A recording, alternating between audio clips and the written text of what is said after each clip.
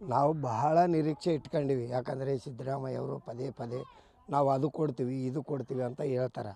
ಆದರೆ ನಮ್ಮ ಕೊಳ್ಳಿ ಆದರೆ ಮುಖ್ಯವಾಗಿ ಕೃಷ್ಣಾ ತುಂಗಭದ್ರಾ ಮಧ್ಯದಲ್ಲಿ ನಾವಿದ್ದೀವಿ. ಆದರೆ ಇವತ್ತಿನ ದಿನ ರಾಯಚೂರು ಜಿಲ್ಲೆಗೆ ನೀರು ಕಾಣಿಸಲ್ಲ. ನಾವು ಇಲ್ಲೇ ನೆರ ರಾಜ್ಯ ತೆಲಂಗಾಣ ಹೋಗ್ರಿ, ತುಂಬ ನೀರಾವರಿ ಆಗಿಬಿಟ್ಟದ ಅಲ್ಲಿನ ಸರ್ಕಾರ. ಮತ್ತು 24 ತಾಸು ವಿದ್ಯುತ್ ಕೊಡ್ತದೆ. ಆದರೆ ಇವತ್ತಿನ ದಿನ ನಮಗೇನು ಇವೆಲ್ಲೇನು ಕೊಟ್ಟಿರಲ್ಲ, ಕೊಡ್ರಿ ಒಳ್ಳೆಯದು, ಎಲ್ಲ ಒಳ್ಳೆ ಕೆಲಸ ಮಾಡಿರಿ.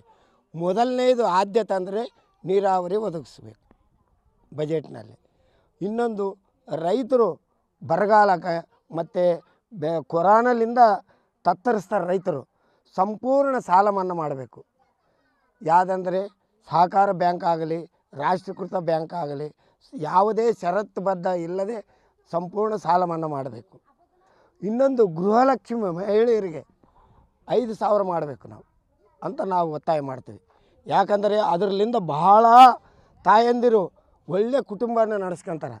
ಇವಾಗ ಒಬ್ಬ ಮನೆಯಾಗ ಒಬ್ಬ ಯಜಮಾನ ಅವರು ತಂದು ಕೊಟ್ಟಿಲ್ಲ ಅಂದರೆ ಕೂಡ ಅವರು ಮನೆ ಸಂಸಾರ ಜವಾಬ್ದಾರಿ ತಗೊಂಡು ಒಳ್ಳೆ ಸುಧಾರಿಸ್ತಾರಂತ ಭಾಳ ನೂರಾರು ಮಂದಿ ತಾಯಂದಿರು ಮಾತಾಡ್ತಾರೆ. ಆದರೆ ಅದೊಂದು 5,000 ಮಾಡಬೇಕು ತಿಂಗಳಿಗೆ.